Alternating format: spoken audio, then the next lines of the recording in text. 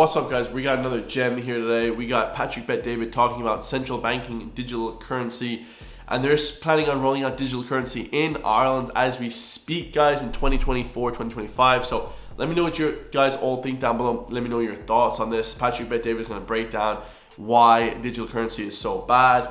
Like, comment, subscribe. Tell me where you're from. Let's go. Everybody's talking about CBDC, central bank digital currency. Some are saying it's a great idea. My question is, in that similar vein, what would make a well-designed CBDC system that helps overcome some of these existing issues that we have seen with banks and with just the delivery of stimulus checks? Some are saying it's a horrible idea. Are you interested in giving these economic central planners more power over our economy, more power over your daily life and your economic activity? And I answer that question, double hockey sticks, no. Who's right? All right, so if you get value from this video, give it a thumbs up and subscribe to the channel. Let's get right into it. What is CBDC? The easiest way to explain it is, think about Bitcoin, right? It's a decentralized currency that's used, but it's decentralized. No one's regulating it. No one knows who owns it.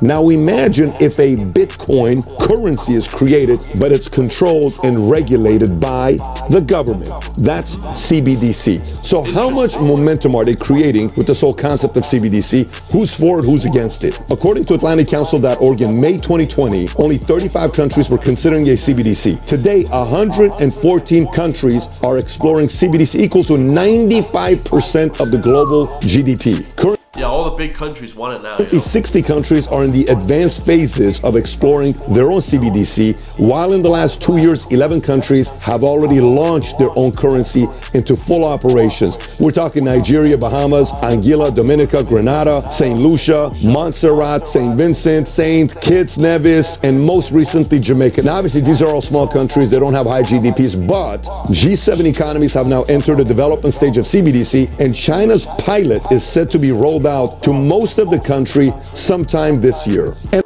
the reason why it's so bad, guys, is because you can just control all the currency then. And if people say do, whatever, they jaywalk or they, speed or something, accidentally, which are good things, they are breaking the law, then you immediately get a ticket in the post, they withhold your money. It's crazy. And on top of that, 18 of the G20 countries are now in the advanced stages of CBDC development, and nearly every G20 country has invested a significant amount of time and resources into these projects over the past 6 months. So obviously we're far along. This isn't something that they're just kind of playing around with. But what do you think? Do you think it's a good idea or a bad idea? Here's what they're saying the pros and the cons are. Pros: increase payment efficiency, complement current forms of money and financial services, deter criminal activity, improve international payment options, potentially reduce net transaction costs, benefiting lower income households. So now here are the cons. Overhauling the current financial system could create instability, the effectiveness of monetary policy may deteriorate, operational difficulties, cybersecurity risks, and last but not least, privacy, as there's a loss of ability to transact anonymously. So let's talk about that one. Anonymity. Do you like to be anonymous with what you're purchasing? What if I ask you right now, you go to your job and I'm the boss, I'm trying to hire you for a job, and I say, hi, before we consider you as an employee, could you please submit all your credit card and your expenditure on what you've spent the last 90 days or 6 months? We'd like to see what your buying habits are. What would you say to me? Actually, what would you say to me?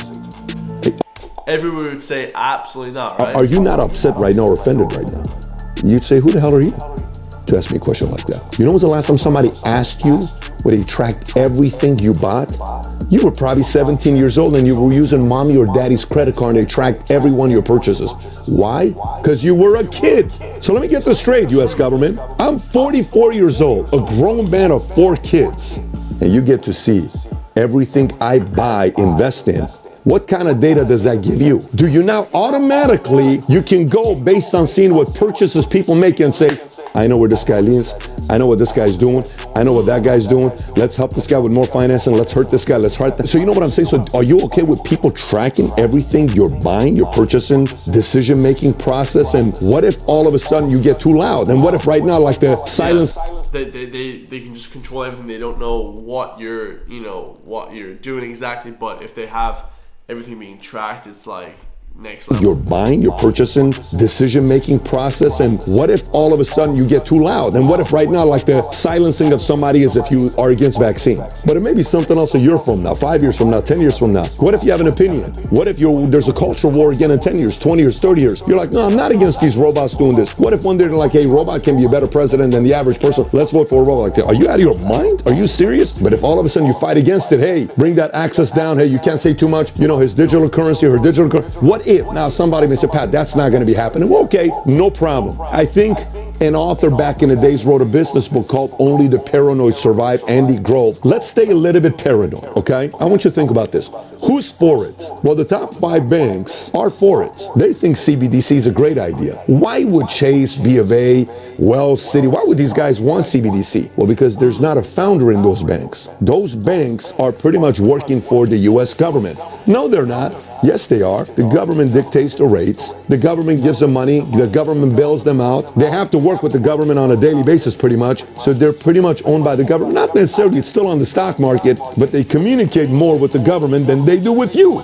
They don't want no Bitcoin to blow up. They want CBDC. With Bitcoin, they can't because Bitcoin is decentralized, right? Control you.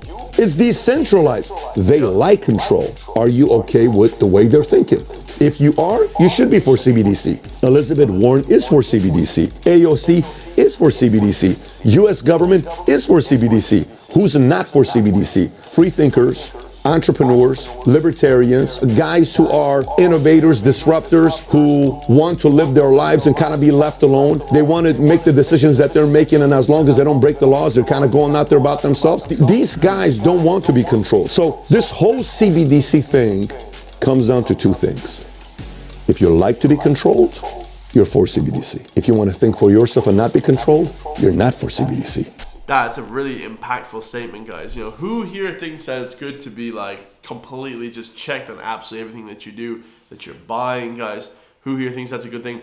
Joe Rogan's against it. Elon Musk's against it. A lot of these things kind of lead to, you know, increased taxes, increased reforms, all this different stuff. So if you like somebody else to make decisions for you, you are for CBDC. If you want to think for yourself, and if you make a mistake, great, no problem. You pay the price for it. No problem. You're not for CBDC. This is what it's really coming down to.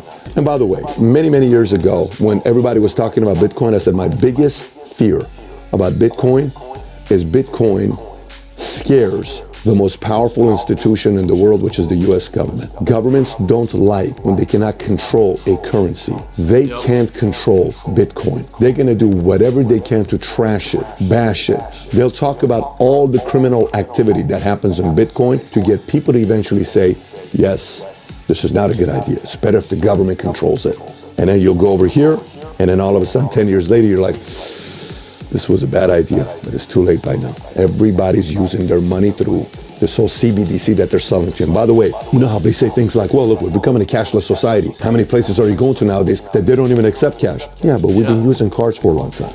And it's okay. Well, the fees are high. What if you can save 3%? I'm okay paying 3% fees in the money that I'm transferring, and it taking a day or two and no one knowing about my decision except me and that credit card company, then you, the government, knowing exactly what everybody else is doing. Again, freedom, you're not for CBDC. Control, you are for CBDC. But I want to hear your thoughts. If you got value from today's episode, give it a thumbs up, subscribe. Guys, let me know your thoughts in the comments down below. I'm trying to obviously put this channel more into free thinking and, you know, business, where business obviously a lot of more, you know, heavily impactful things.